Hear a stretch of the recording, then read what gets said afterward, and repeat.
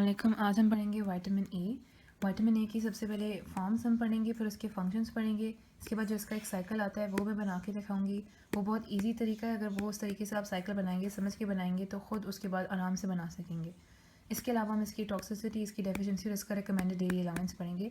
तो सबसे इंपॉर्टेंट इसकी 3 फॉर्म्स, रेटिनॉल जिसमें एक अल्कोहलिक ग्रुप होगा, रेटिनल उसमें एक एल्डिहाइडिक ग्रुप होगा, और रेटिनोइक एसिड उसमें एसिडिक ग्रुप होगा। इजी सी हमें बात है कि हमने पहले भी केमिस्ट्री में पढ़ा हुआ है, रेटिनॉल की ऑक्सीडेशन तो रेटिनल, इसकी ऑक्सीडेशन तो फिर रेटिनोइक एसिड। और उसके बाद इसके फंक्शंस, ये सबसे बहुत इंपॉर्टेंट फंक्शन है। यहाँ पे एक नहीं लिखा हुआ, वो है कि ये एंटीऑक्सीडेंट के तौर पे भी एक्ट करता है। तो सबसे पहले हम यही पढ़ेंगे कि एज एन एंटीऑक्सीडेंट इसका रोल होता है। रिप्रोडक्शन में अब इसका मेल में भी रोल है और इसका फीमेल में भी रोल है। मेल में ये जो स्पर्मेटोजोआ की डेवलपमेंट होती है उसमें इसका बहुत इंपॉर्टेंट रोल होता है। तो मतलब जिनमें आप विटामिन ए की रेटिनोइक एसिड वाली फॉर्म नहीं होती वो स्टेराइल हो जाते हैं। और फीमेल में इसका बहुत इंपॉर्टेंट रोल होता है प्लेसेंटा की डेवलपमेंट में। अगर उनमें फीमेल्स फॉर एग्जांपल अपनी प्रेगनेंसी के दौरान विटामिन ए बहुत कम लेती हैं तो प्लेसेंटा नहीं बनेगा और प्रेगनेंसी ड्रॉप हो जाएगी। उसके बाद विजन का तो हम पूरा विजन साइकिल पढ़ेंगे। प्रमोशन ऑफ ग्रोथ, उसमें भी डिफरेंट हार्मोन्स की प्रोडक्शन हो जाएगी। Differentiation and maintenance of epithelial tissue, उसमें भी अगेन जीन एक्सप्रेशन और ये ऑलमोस्ट मतलब जीन एक्सप्रेस करके ही ये एपिथेलियल टिश्यू की मेंटेनेंस करेगा। अब वो भी हम देखेंगे कि कैसे करेगा। एक बहुत इंपॉर्टेंट बात जो मिस हो गई थी वो ये कि रेटिनॉल और रेटिनल आपस में इंटर कन्वर्टेबल हैं, लेकिन एक दफ़ा रेटिनल जब रेटिनॉइक एसिड में कन्वर्ट हो जाएगा तो ये इंटर कन्वर्टेबल नहीं है। रेटिनॉइक एसिड दोबारा रेटिनल में कन्वर्ट नहीं हो सकता। और रेटिनॉल और रेटिनल ये चारों के चारों फंक्शंस परफॉर्म करते हैं जो यहाँ पर हमने डिस्कस किए हैं, लेकिन रेटिनॉइक एसिड जो रिप्रोडक्शन वाला और जो इसके अलावा जो विजुअल साइकिल वाला है वो वाला ये परफॉर्म नहीं करता। तो अगर फॉर इंस्टेंस कोई एनिमल जैसे ही पैदा हुआ है तो हमने उसको विटामिन ए की सिर्फ रेटिनॉइक एसिड वाली फॉर्म को एक्सपोज किया है, तो उससे क्योंकि सिर्फ ये फॉर्म एक्सपोज है और ये स्टेरिलिटी वाला और जो विजुअल साइकिल वाला फंक्शन परफॉर्म नहीं कर सकता, तो उसको वो ब्लाइंडनेस भी उसमें होगी और वो स्टेराइल भी होगा। ये हम साइकिल बनाते हैं। साइकिल के लिए सबसे पहले हम यहाँ बना लेंगे लिवर। उसके बाद यहाँ पे हम एक डब्बा सा बना लेंगे ऐसे, जैसी भी आपने बनाना है, मैं बस रफ सी बना रही हूँ एक्सप्लेन करने के लिए। यहाँ पे हम बना रहे हैं इंटेस्टाइन। ये मैंने उसी तरह बनाया जिस तरह लिपन कॉट में बना हुआ है, क्योंकि लिपन में यही कहा जाता है कि विटामिन के लिए आप लिपन ही ऑप्ट करें, तो मैंने उसी तरह बनाया।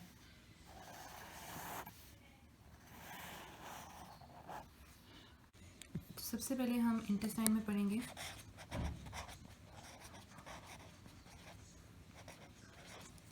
इंटेस्टाइन में विटामिन ए का क्या रोल होता है। कि सबसे पहले इंटेस्टाइन में हमारे पास डाइट में इसके 2 सोर्सेज होंगे, एनिमल सोर्स और प्लांट सोर्स। एनिमल सोर्स में आपके पास यहाँ पे होंगे रेटिनाइल, सॉरी स्पेलिंग गलत हो गया, आप गलत मत करना, रेटिनाइल एस्टर्स। ये जो एस्टर्स होंगे ऑब्वियसली इनके साथ जो एस्टर है और रेटिनॉल की फॉर्म है, तो यानी कि इनके साथ कोई ना कोई एसिड बाउंड हुआ है। तो वो जो एसिड बाउंड हुआ होता है वो basically long chain fatty acid होता है, जो कि हमारी बॉडी इंटेस्टाइन में जाने से पहले इसको रिमूव कर देगी। फिर ये बन जाएगा रेटिनॉल। रेटिनॉल की फॉर्म में चला जाएगा इंटेस्टाइन में। ठीक है, यहाँ पे ये रेटिनॉल प्रेजेंट है आपके पास। और प्लांट्स का जो सोर्स होता है वो आते हैं बीटा कैरोटीन्स। जितने भी ऑरेंज, ग्रीन, येलो कलर के प्लांट्स होंगे उन सब में बीटा कैरोटीन होता है, यानी कि वो सारे विटामिन ए के सोर्स हैं। और ये है कि भी जो बीटा कैरोटीन है ना, जो हमने डिफरेंट फॉर्म्स पढ़ी थी उसमें ये 2 रेटिनल से बनता है। तो बीटा कैरोटीन के अंदर 2 रेटिनल होंगे, रेटिनल नो नहीं। तो यहाँ पे हम लिखेंगे ये बीटा कैरोटीन है और इसमें होंगे 2 रेटिनल। फिर उसके बाद इंटेस्टाइन में वो रेटिनल रेटिनॉल में कन्वर्ट हो जाएंगे, यानी कि उनकी क्या होगी, रिडक्शन हो जाएगी। रेटिनॉल रेटिनल में तो ऑक्सीडेशन, रेटिनल रेटिनॉल में तो रिडक्शन। अच्छा, अब जब हमने इसको इंटेस्टाइन में टेकअप किया था तो यहाँ पे इसको अनएस्टेरिफाई किया था, यानी कि long chain fatty acid remove किया था। अब ये जब रेटिनॉल फॉर्म में एक दफ़ा इंटेस्टाइन में आ जाता है उसको दोबारा एस्टेरिफाई किया जाता है। तो दोबारा इसमें यहाँ पे जो इसमें ऐड किया जाता है वो फैटी एसाइल को एंजाइम है। फिर ये दोबारा रेटिनल एस्टर्स में कन्वर्ट हो जाएगा, रेटिनाइल एस्टर। अब हमारा प्रोडक्ट जो इंटेस्टाइन में फाइनल प्रोडक्ट बना था वो बन चुका है। अब इस प्रोडक्ट को हमने ट्रांसफ़र करना है उस जगह पे जहाँ पे हमारी बॉडी इसको स्टोर करेगी। तो इसके लिए हमारी बॉडी जो व्हीकल यूज़ करती है वो है कोली माइक्रॉन्स, और जो पाथवे होता है वो होता है ब्लड और लिम्फ। तो अब हम पढ़ते हैं कि इसका पाथवे, अब मतलब पाथवे का बनाते हैं और उसके बाद वहाँ पे लिवर में क्या होगा। अब यहाँ पे रेटिनाइल एस्टर्स को हमने कैरी करना है लिवर तक। तो यहाँ पे हम इस तरह से बना लेंगे एक लाइन,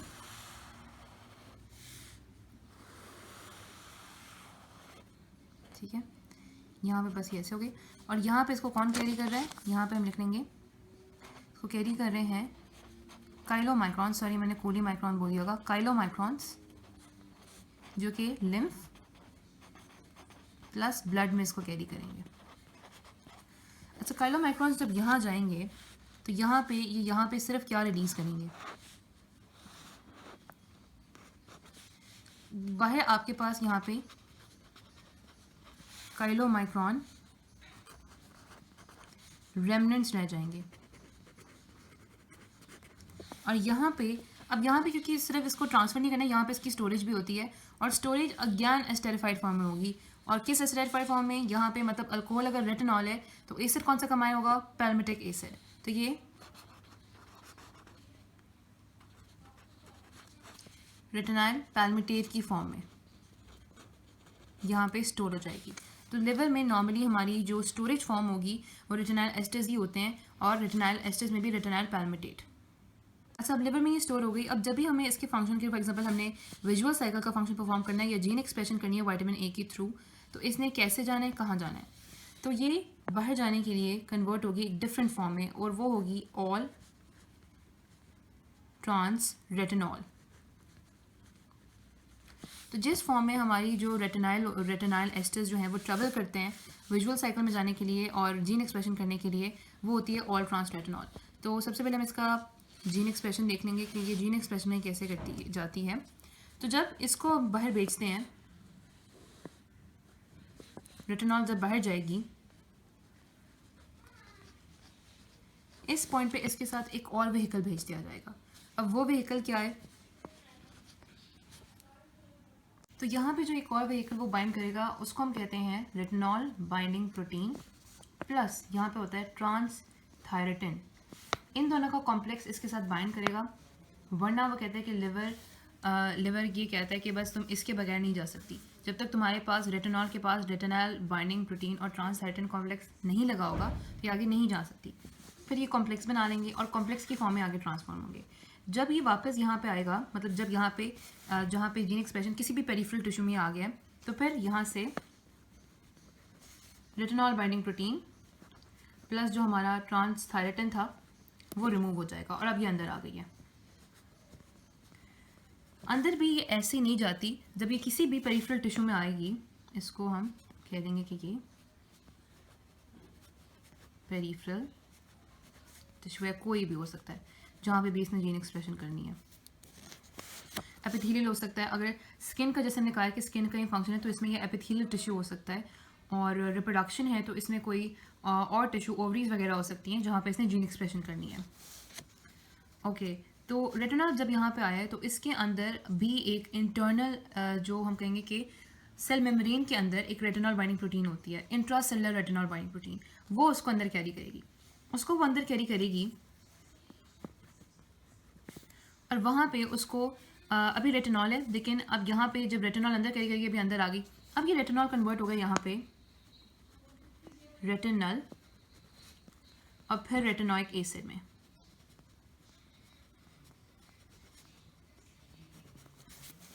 रेटिनोइक एसिड, अब यहाँ पे रेटिनोइक एसिड को वही जो बाइंडिंग प्रोटीन थी वो इस रेटिनोइक एसिड को लेके जाएगी न्यूक्लियस में, और न्यूक्लियस में रेटिनोइक एसिड के साथ बाइंड करेगा एक रेटिनोइक एसिड रिसेप्टर। तो ये अब जब रेटिनोइक एसिड रिसेप्टर बाइंड कर जाएगा तो हम दिखाएंगे यहाँ पे कि RR यहाँ पे लग गया, तो अब ये बन जाएगा retinol acid retinoic acid receptor complex. अब ये जो कॉम्प्लेक्स है, ये मैंने डब्बा थोड़ा छोटा बनाया, मैं थोड़ा बाहर ले जाऊँगी, या बड़ा बना लेना। ये जो कॉम्प्लेक्स है ये अब यहाँ पे कहाँ पे आ गया, न्यूक्लियस में। न्यूक्लियस में ये जाएगा किसी भी जीन के पास, उस जीन के पास जाएगा, किसी भी जीन के पास नहीं जाएगा, किसी ऐसी जीन के पास जाएगा कि जहाँ पे इसने प्रोटीन की जो भी प्रोटीन ही बनाना है ना इसने, तो इसने प्रोटीन के एक्सप्रेशन को इंक्रीज़ कराना है। जैसे हम कहते हैं केराटिन, केराटिन अगर वैसे बनानी तो ये उस जीन के पास जाएगा जो कि केराटिन प्रोटीन बनाती है, वहाँ जाके उसकी एक्टिवेशन कराएगा, उससे क्या बनेगा, मैसेंजर आरएनए, और मैसेंजर आरएनए फिर ट्रांसलेट होगा उस स्पेसिफिक प्रोटीन में, और हम कह देंगे कि ये क्या है, ये एक रेटिनोइक एसिड स्पेसिफिक प्रोटीन थी।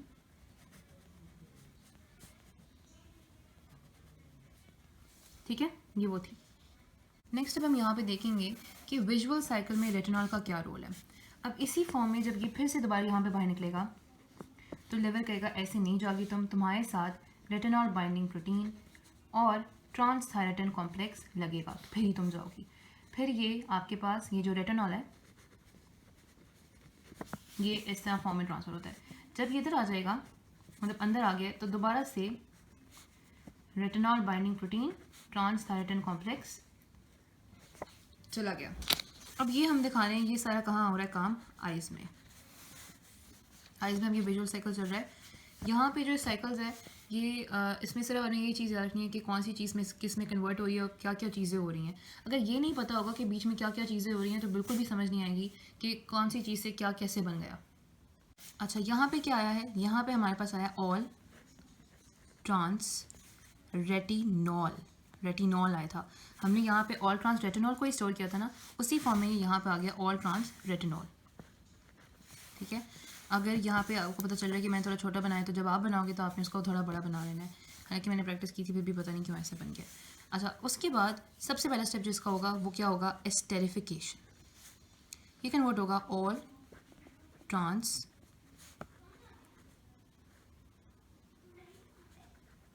रेटिनाइल एस्टर्स में एस्टेरिफिकेशन हुई, तो ऑल ट्रांस रेटिनॉल कन्वर्ट होगा ऑल ट्रांस रेटिनाइल एस्टर्स में। उसके बाद बहुत सारे स्टेप होंगे, हमें वो स्टेप में जाने की ज़रूरत नहीं है। ये एस्टर अब एक कन्वर्ट होगा एक आइसोमेरिक फॉर्म में, इसी की आइसोमेरिक फॉर्म में होती है। आइसोमराइजेशन यानी कि होगी 11 सिस रेटिनॉल। ये ट्रांस थी ना, तो ये सिस हो गई, आइसोमराइजेशन हुई। अब इस रेटिनॉल में क्या होगा, ये है अल्कोहल, और इसको हमने कन्वर्ट करना है एल्डिहाइड फॉर्म में, क्योंकि हमारा जो विजुअल साइकिल होता है वो रेटिनॉल परफॉर्म करती है, रेटिनॉल परफॉर्म नहीं करता। इसलिए हम कहते हैं रेटिनॉइक एसिड का भी इसमें कोई रोल नहीं है। इसलिए किसी में भी रेटिनॉइक एसिड की डेफिशिएंसी, जैसे इनकी डेफिशिएंसी है, फॉर इंस्टेंस रेटिनॉल की डेफिशिएंसी है, तो यहाँ पे उसमें ब्लाइंडनेस हो जाएगी।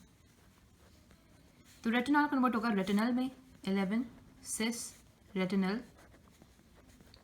और प्रोसेस क्या होगा यहाँ पे, अल्कोहल एल्डिहाइड में कन्वर्ट हो रहा है, ऑक्सीडेशन हो जाएगी। अब यहाँ पे क्या होगा, ये जो पॉइंट है, ये अब यहाँ पे पॉइंट है जहाँ से हमारा साइकिल बेसिकली स्टार्ट होता है। अगर हमें एमसीक्यू आता है कि जो रोडोप्सिन है उसमें इसकी रेटिनल कौन सी फॉर्म होती है, तो 11 सिस रेटिनल फॉर्म होती है। ठीक है, क्योंकि अब इसके आगे रोडोप्सिन बनेगा, यहाँ पे ऑप्सिन प्रोटीन आके लगेगी और ये बन जाएगा रोडोप्सिन। रोडोप्सिन हमारे पास बेसिकली, अगर सिग्नल ट्रांसडक्शन आपने पढ़ी होगी, और अगर सिग्नल ट्रांसडक्शन पे भी आपको लेक्चर चाहिए या किसी को नहीं समझ आई तो आप कमेंट कर सकते हैं, तो मैं सिग्नल ट्रांसडक्शन पे भी जो लेक्चर बना दूंगी। ओके, रोडोप्सिन, तो रोडोप्सिन एक जी कपल प्रोटीन रिसेप्टर है जो कि सिग्नल ट्रांसडक्शन में इन्वॉल्व होता है। और रोडोप्सिन पे क्या होगा, अब जब इस पर लाइट पड़ेगी तो ये जो ऑप्सिन आया था यहाँ पे आके लगा था, मतलब नॉर्मली होता है कि हमारे पास एक स्ट्रेट चेन है। ठीक है, यहाँ पे जो ट्रांस थी वो स्ट्रेट चेन थी, हमने सिस क्यों बनाई है, सिस बनाएंगे तो इसमें एक होल आ जाएगा, और जब ये होल आएगा तो यहाँ पे जो ऑप्सिन प्रोटीन है वो यहाँ पे बाइंड हो जाएगी। ठीक है, तो यहाँ पे हम दिखा देंगे कि ये ऑप्सिन प्रोटीन यहाँ पे आके बाइंड हो गई। लेकिन जब ये रोडोप्सिन बन जाएगा, इस पर जब लाइट पड़ेगी, तो लाइट जब यहाँ पे पड़ेगी तो ये जो चीज़ है दोबारा स्ट्रेट चेन कन्वर्ट हो जाएगी और बॉल वापस चला जाएगा, और ये प्रोसेस हर वक्त रिपीट होता रहता है, और यही हमारा विजुअल साइकिल है और कुछ भी नहीं है। तो अगैन ये रोडोप्सिन है, रोडोप्सिन पे जब लाइट पड़ेगी, हम यहाँ पे कह देंगे कि लाइट, यानी कि जब भी आप अपनी आंखों से लाइट परसीव करते हो, देखते हो, तो ये कन्वर्ट हो जाएगा दोबारा से ऑल ट्रांस रेटिनल में, और ऑप्सिन प्रोटीन निकल जाएगी। यानी कि सबसे पहले ट्रांस कन्फिगरेशन होती है, स्ट्रेट कन्फिगरेशन, फिर सिस बनती है ताकि ऑप्शन प्रोटीन यहाँ पे फिट हो सके, आराम से यहाँ पे फिट हुई होती है। जैसे ही लाइट आती है वहाँ पे तो वो इस बॉल को ऑप्शन को पुश करती है, ये पुश अप हो जाता है, दोबारा स्ट्रेट चेन बन जाती है। जब ये ऑल ट्रांस रेटिनल दोबारा बन जाएगा तो अब ये साइकिल कैसे स्टार्ट होगा, ये रेटिनल दोबारा जाएगी रेटिनॉल में, यानी कि